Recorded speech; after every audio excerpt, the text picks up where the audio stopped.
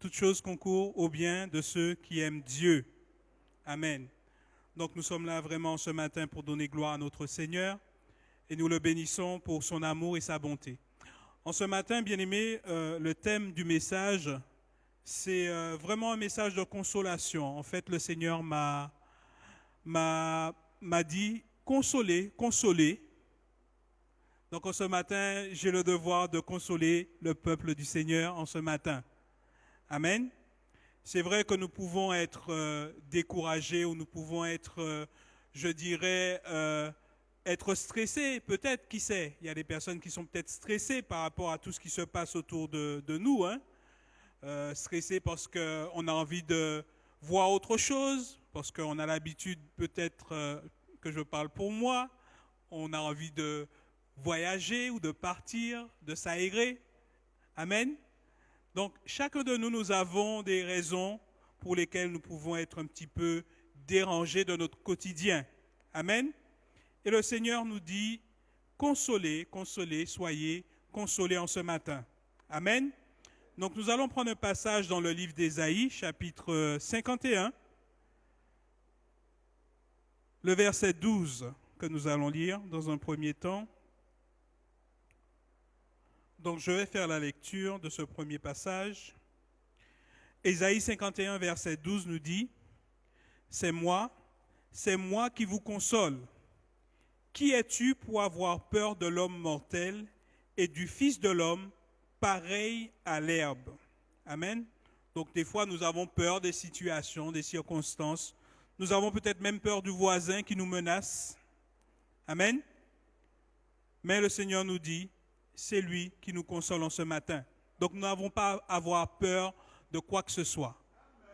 Aucune situation n'est hors du contrôle de ce Dieu que nous servons. Aucune situation. Amen. Toute chose est au contrôle du Seigneur. Donc si vous ne le saviez pas en ce matin, je vous le dis, hein, toute chose est au contrôle du Seigneur. Ésaïe 49, le verset 13 nous dit, cieux, réjouissez-vous, terre, soyez dans l'allégresse, montagne, éclatez en cris de joie, car l'Éternel console son peuple, il a pitié de ses malheureux. Amen. Certainement nous sommes découragés, certainement nous sommes abattus, je ne sais pas, mais le Seigneur nous dit, appuyons-nous sur lui, faisons-lui confiance, il est celui qui nous console et qui nous garde. Je veux vous rappeler, bien-aimés, parce que la pensée primaire, c'est vraiment un petit peu la marche du peuple d'Israël. Et je veux faire un petit peu référence à cet aspect pour que nous puissions bien comprendre la démarche de Dieu envers nous. Amen. Tout à l'heure, nous allons toucher le livre de Nombres et nous allons voir un petit peu une pensée forte que lorsque le Seigneur a décidé de faire du bien à son peuple, que rien ne peut venir en opposition à ce qu'il a décidé. Amen. Mais juste une petite référence pour nous rappeler, bien-aimés, que le Seigneur avait dit à son peuple, hein, il avait dit à Abraham depuis bien longtemps que de lui descendra une nation et cette nation possédera un pays. Amen. Et pour pouvoir entrer dans cette bénédiction, dans cette possession, bien-aimés, ça n'a pas été facile.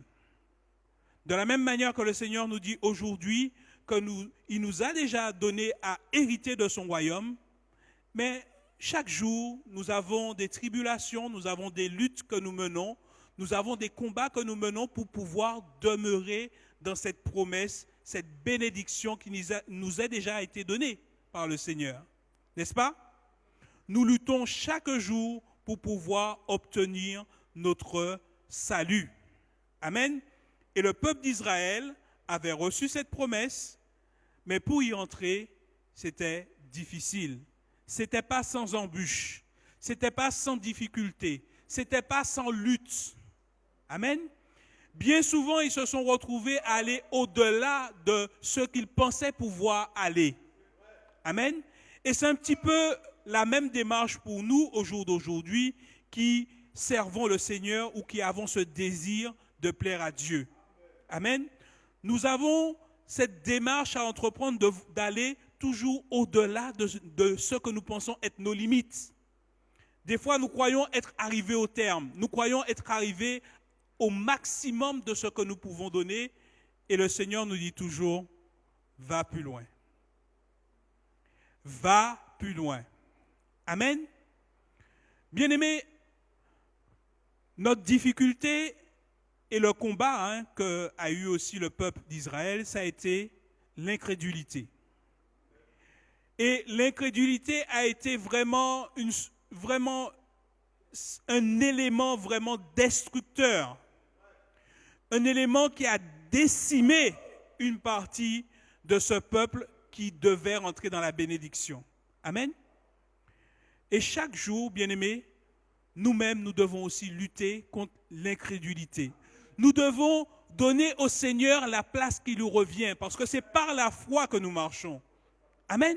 Ce n'est pas par la vue, par rapport aux situations, aux circonstances que nous devons marcher, mais réellement par la foi. Amen. Même si je vois que le monde s'effondre autour de moi, je garde les yeux fixés sur la promesse du Seigneur. Amen. Touchons le livre de Matthieu, chapitre 10, le verset 28. Matthieu, chapitre 10, verset 28. Je vais demander à Marie-Claude de lire. Matthieu, chapitre 10, verset 28. Ne craignez pas ceux qui tuent le corps et qui ne peuvent tuer l'âme. Craignez plutôt celui qui peut faire périr l'âme et le corps dans la géhenne. Amen. Amen. Nous n'avons pas à craindre les circonstances et les situations du monde. Certes, nous pouvons périr dans cette nature, mais si nous sommes en paix avec le Seigneur, c'est une délivrance pour nous. Amen. Et bien souvent, nous oublions cela. Pour nous, si nous perdons la vie, si nous perdons, je dirais, cette nature, tout est fini. Ça, c'est la pensée du monde. Ça, c'est les hommes de cette terre qui ne connaissent pas Dieu. Amen. Mais nous qui connaissons le Seigneur, bien-aimés, je ne vous dis pas d'aller faire des choses de folie, de risquer votre vie à tout va. Non, pas du tout, parce que vous êtes suicidaire à ce moment-là. Mais je vous dirais que notre espérance doit être dans le Seigneur Jésus. Amen. Cette espérance qui nous amène à faire face à toute situation. Le monde est en aboie, en émoi, il est complètement bouleversé parce qu'il y a une pandémie. Certes, c'est grave, mais ceux qui périssent, bien-aimés, sans le Seigneur, c'est dramatique. C'est dramatique. Partir, parce que tout le monde doit mourir. Amen. Nous ne savons ni le jour ni l'heure, de la même manière que nous ne savons pas quand le Seigneur reviendra. Nous ne savons pas quand est-ce que nous pouvons mourir. Mais en fait, ce n'est pas ça le plus important. Ce qui est le plus important, c'est que lorsque nous mourons, il faut que nous soyons prêts. Amen. Il faut que nous soyons prêts lorsque nous mourrons. Amen. Donc, que par coronavirus, que par autre chose, la mort reste la mort. Mais est-ce que nous sommes prêts à la rencontre de notre Dieu? Amen. Sommes-nous prêts lorsque le Seigneur viendra nous chercher? Amen. Il est parlé que le Seigneur viendra en un instant, en un clin d'œil, mais il n'est pas dit que nous ne pourrons pas mourir avant que le Seigneur ne vienne en un clin d'œil et en un instant. Amen. L'important, c'est d'être prêt au moment de cette rencontre. Amen. Et le Seigneur disait dans Matthieu chapitre 10, verset 28 que nous venons de lire, « Ne craignez pas ceux qui tuent le corps et qui ne peuvent tuer l'âme. » Tout ça pour nous dire, bien-aimés, l'important c'est notre âme. Craignez plutôt celui qui peut faire périr l'âme et le corps dans la géhenne. Et le seul qui a ce pouvoir, c'est le Seigneur Jésus. Amen. Le seul qui a ce pouvoir. Et comment il agit de cette sorte? Simplement à cause de notre désobéissance. Son projet, c'est de nous sauver. Son projet, c'est que nous puissions hériter pleinement de sa bénédiction. Mais notre incrédulité ou nos raisonnements, nos pensées contraires, nous amènent bien souvent à sortir dans le projet de la bénédiction. Amen. Jérémie 29, verset 11 nous dit, bien-aimés, nous connaissons tous ce verset, Jérémie 29, verset 11. Jérémie 29, verset 11. Car je connais les projets que j'ai formés sur vous, dit l'Éternel. Projets de paix et non de malheur, afin de vous donner un avenir et de l'espérance. Amen.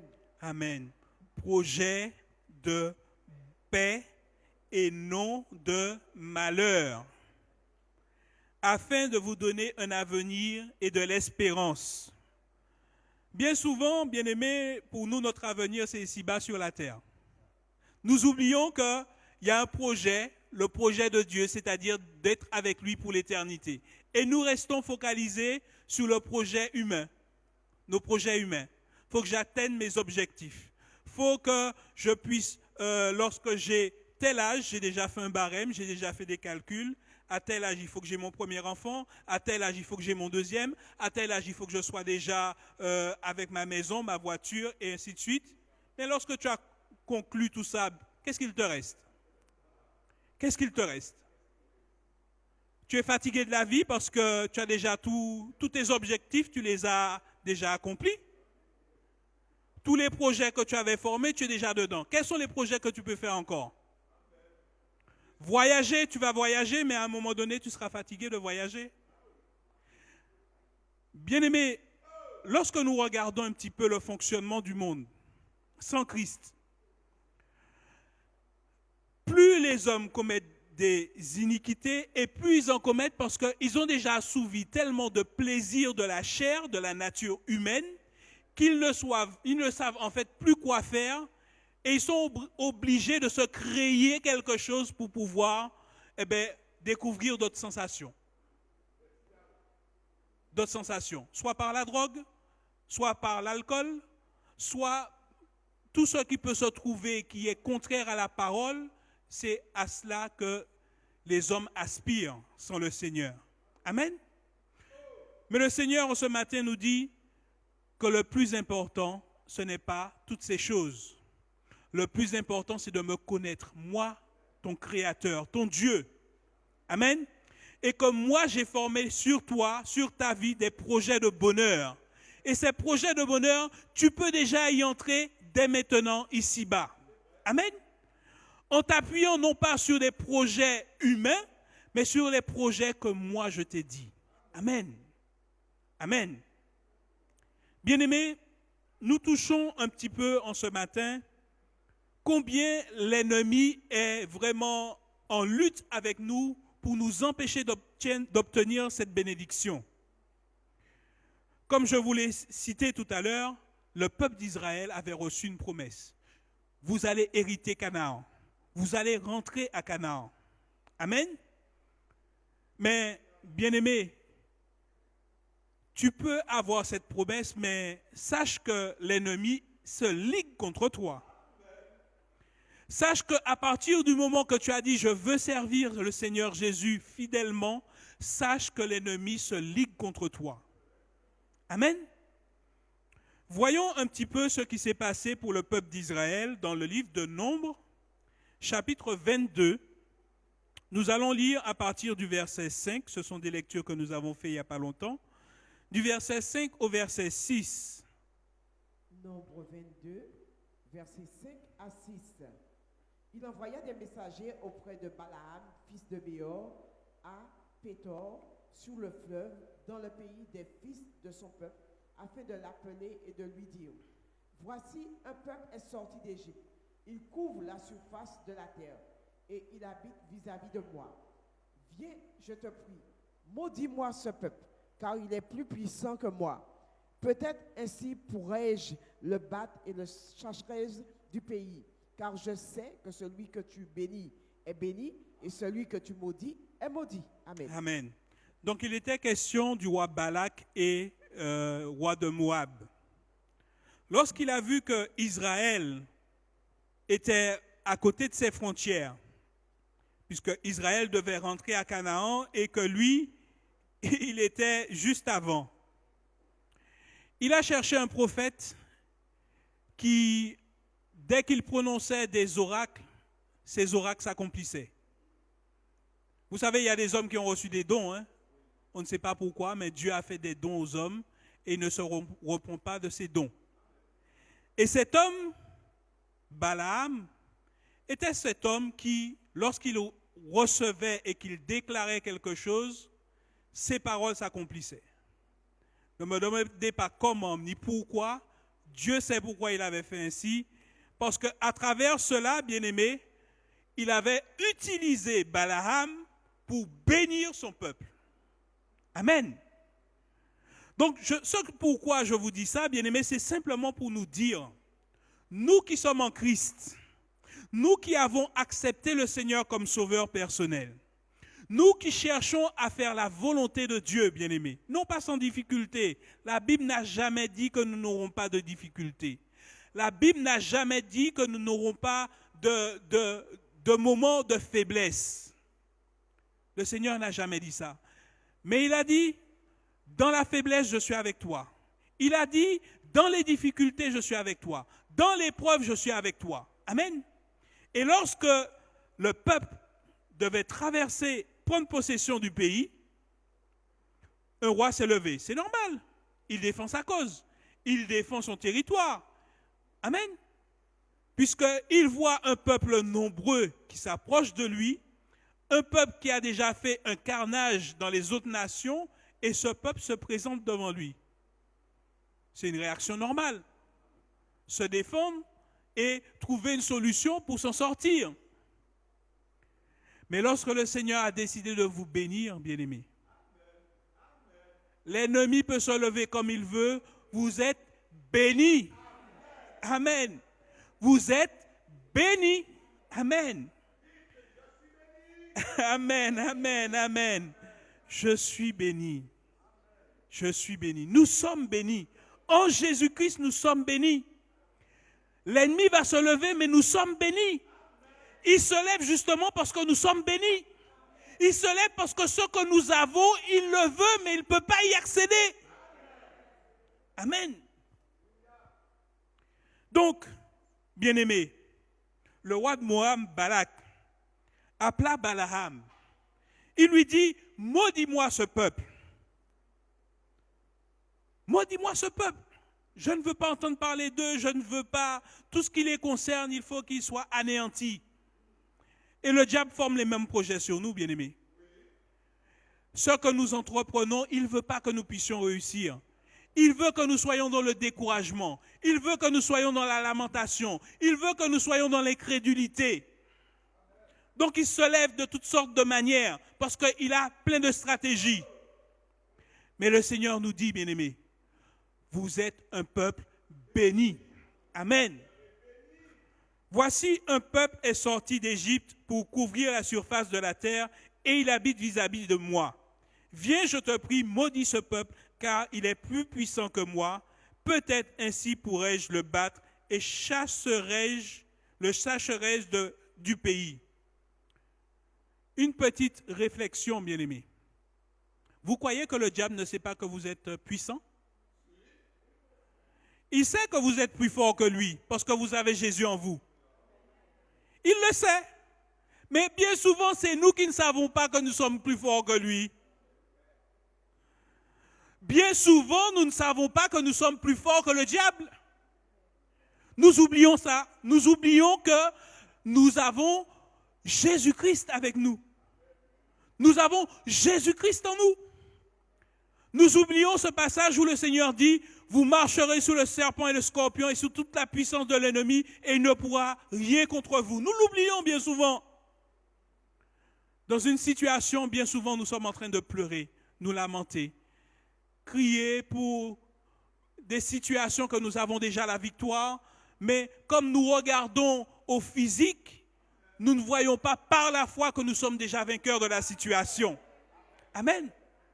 Et le Seigneur veut que nous puissions rentrer dans cette démarche spirituelle, dans cette action de la foi pour pouvoir saisir le projet de Dieu, saisir l'opportunité, saisir la bénédiction qui nous a été confiée. Amen.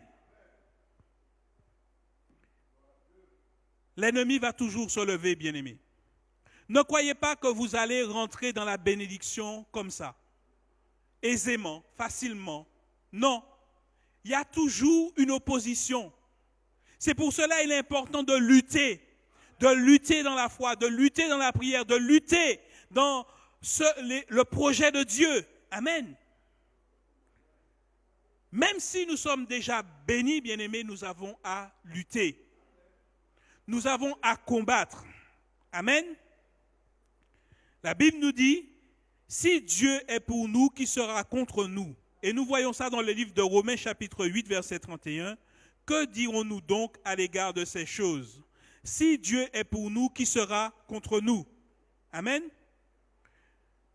Nous poursuivons dans le livre de Nombres, toujours le chapitre 23. Nous allons lire à partir du verset 8 au verset 9. Nombres, chapitre 23, 8 et 9. Nombre 23, versets 8 et 9. Comment maudirais-je celui que Dieu n'a point maudit? Comment serais-je irrité quand l'Éternel n'est point irrité? Je le vois du sommet des rochers, je le contemple du haut des collines. C'est un peuple qui a sa demeure à part et qui ne fait point partie des nations. Amen. Amen, amen. Quelques points importants dans ce passage, bien-aimé.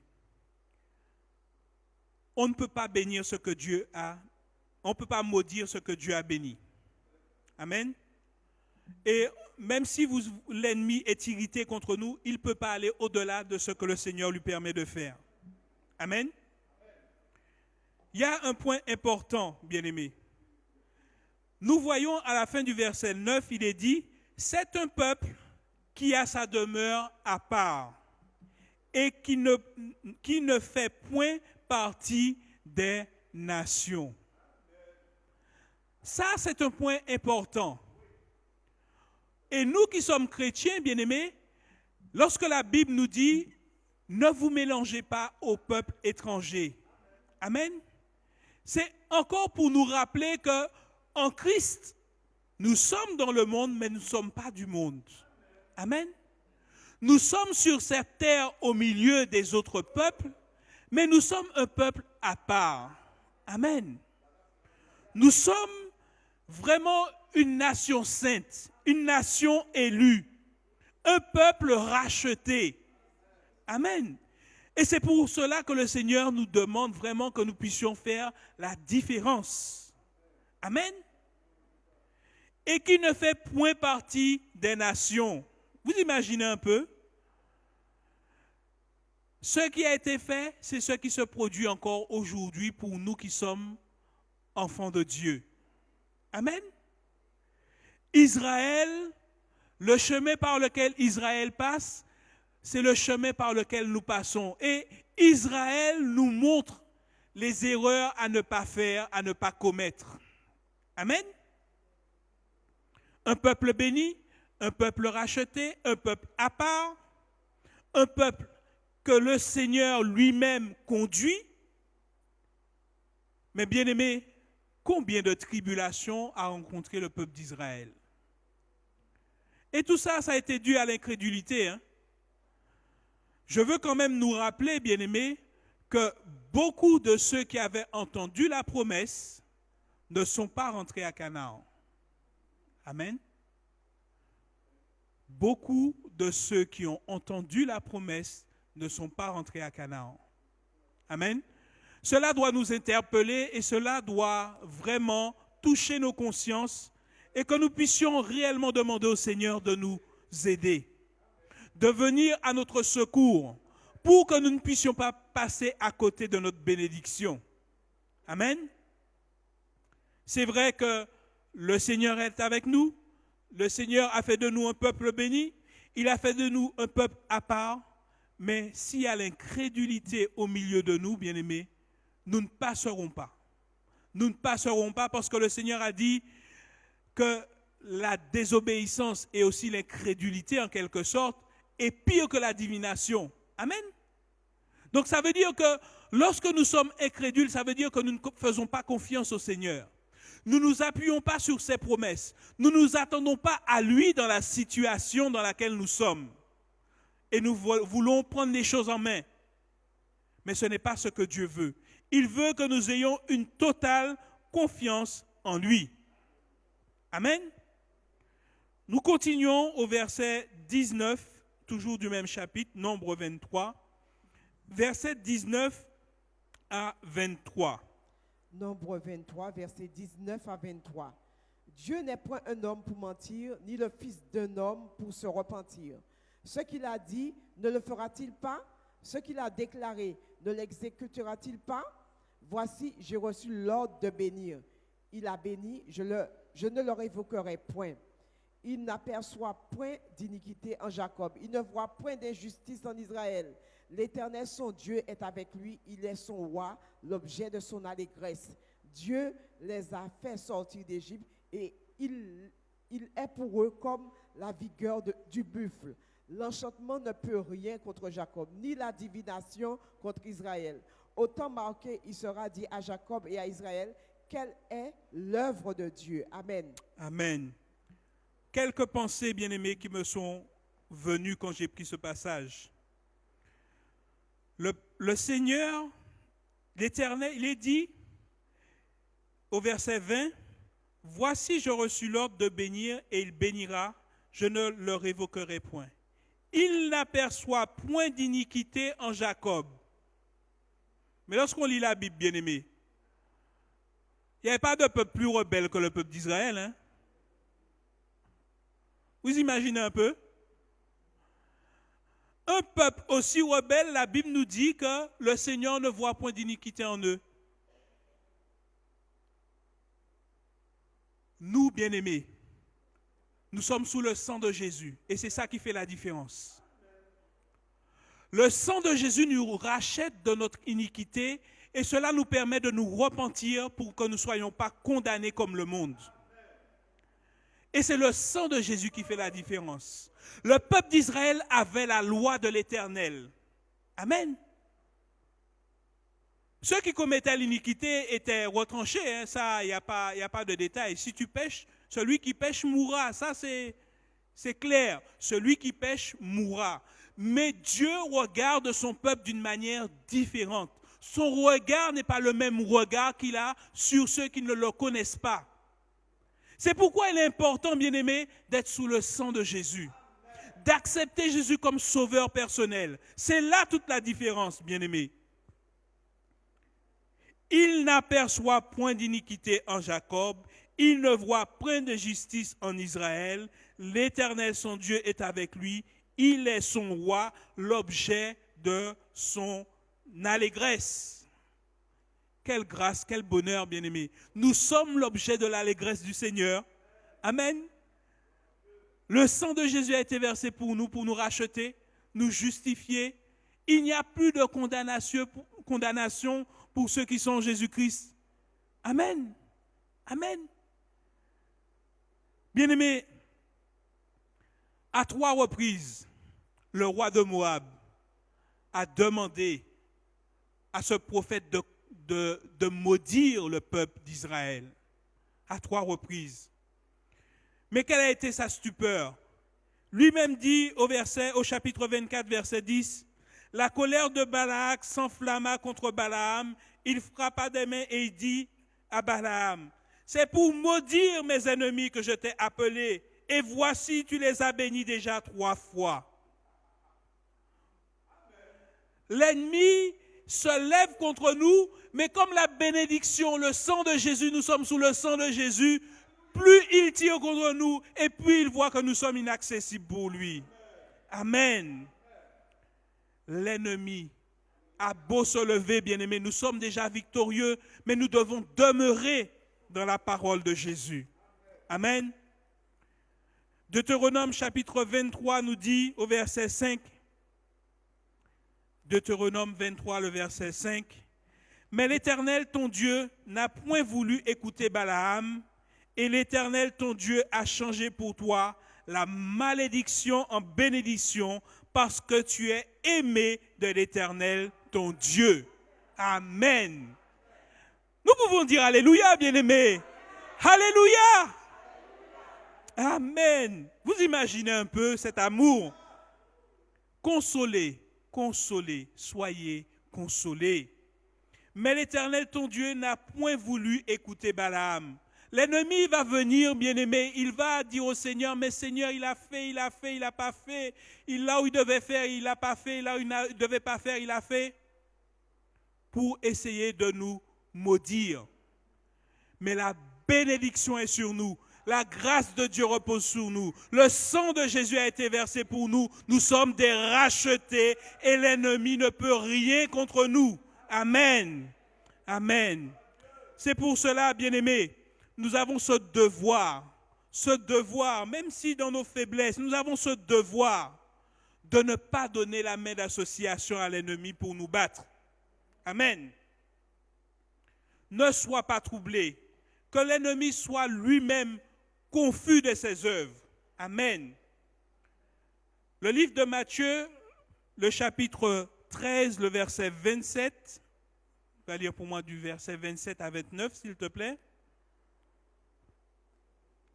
C'est une autre pensée, bien-aimée, pour nous montrer comment le Seigneur est bon pour nous. Amen. Matthieu 13, verset 27 à 29. Les serviteurs du maître de la maison vinrent lui dire, « Seigneur, n'as-tu pas semé une bonne semence dans ton champ? D'où vient donc l'idée de livrer ?» Il leur répondit, « C'est un ami qui a fait cela. » Un ennemi. Un ennemi qui a fait cela. Et les serviteurs lui dirent, « Veux-tu que nous allions l'arracher? » Non, dit-il, de peur qu'en l'arrachant l'ivraie, vous ne déracinez en même temps le blé. Laissez croître ensemble l'un et l'autre jusqu'à la moisson. Et à l'époque de la moisson, je dirai au moissonneur, arrachez d'abord l'ivraie et liez en gerbe pour la brûler. Amen, amen. Donc, bien-aimé, cette pensée, le Seigneur a mis en nous une bonne semence. Amen. Nous avons reçu la bonne semence, la semence de Christ. Mais il y a un problème qui se pose, c'est que nous avons un ennemi qui nous hait, mais à un tel point de haine qu'il va chercher tous les moyens pour pouvoir nous amener à nous perdre. Il va chercher tous les moyens pour que nous soyons sous la condamnation. Amen. Même si nous avons cette bonne semence en nous, bien-aimés, l'ennemi vient et il sème aussi sa semence. Oui, il a des stratégies puisqu'il est sur terre bien longtemps avant nous et certainement que nous partirons, il sera encore là. Parce que nous vivons peut-être gros maximum une centaine d'années, mais lui, il est là depuis des siècles. Donc il a déjà eu la possibilité d'analyser les hommes sur toutes leurs coutures. Amen. Et comme nous savons que la Bible nous dit, il n'y a rien de nouveau sous le soleil. Ça veut dire que la manière dont il a pris l'homme, il y a peut-être de ça 100 000 ans, il va utiliser les mêmes stratégies parce que nous sommes faits de la même nature. Nous avons les mêmes faiblesses, les mêmes difficultés et les mêmes penchants. Amen.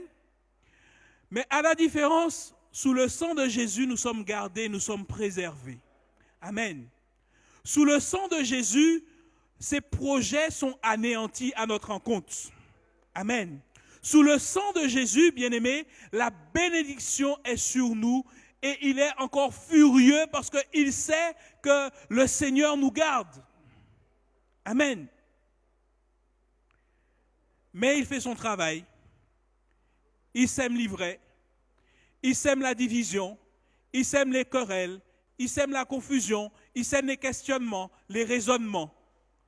Parce qu'il nous a déjà décelés et il voit quels sont nos points de faiblesse.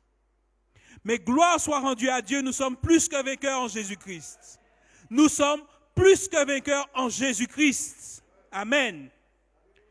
Apocalypse chapitre 12, le verset 12 nous dit, « C'est pourquoi réjouissez-vous cieux, et vous qui habitez dans les cieux. » N'est-ce pas notre cas, bien-aimés? Vous n'êtes pas convaincus? Nous habitons dans les cieux, bien-aimés, en Jésus-Christ. Amen. Réjouissez-vous, cieux, et vous qui habitez dans les cieux. Malheur à la terre et à la mer, car le diable est descendu vers vous, animé d'une grande colère, sachant qu'il a peu de temps. Mais nous, même si nous sommes ici-bas dans cette nature, nous sommes dans les lieux célestes, assis en Jésus-Christ. Amen. Amen. Et c'est là, bien-aimés, ça qui fait la différence. Oui, pasteur.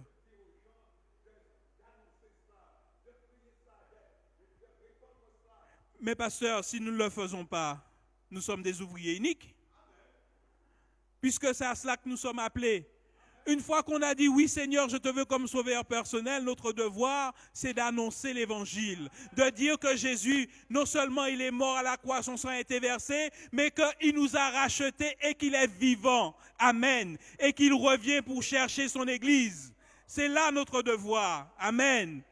Bien-aimés, pour conclure, et pour que nous soyons vraiment consolés, le livre de Corinthiens chapitre 2, le verset 1, chapitre 1, le verset 3 à 4 nous dit « Béni soit Dieu le Père de notre Seigneur Jésus-Christ, le Père des miséricordes et le Dieu de toute consolation, qui nous console de toutes nos afflictions. » Il n'y a pas quelque chose dans laquelle le Seigneur ne peut pas nous consoler.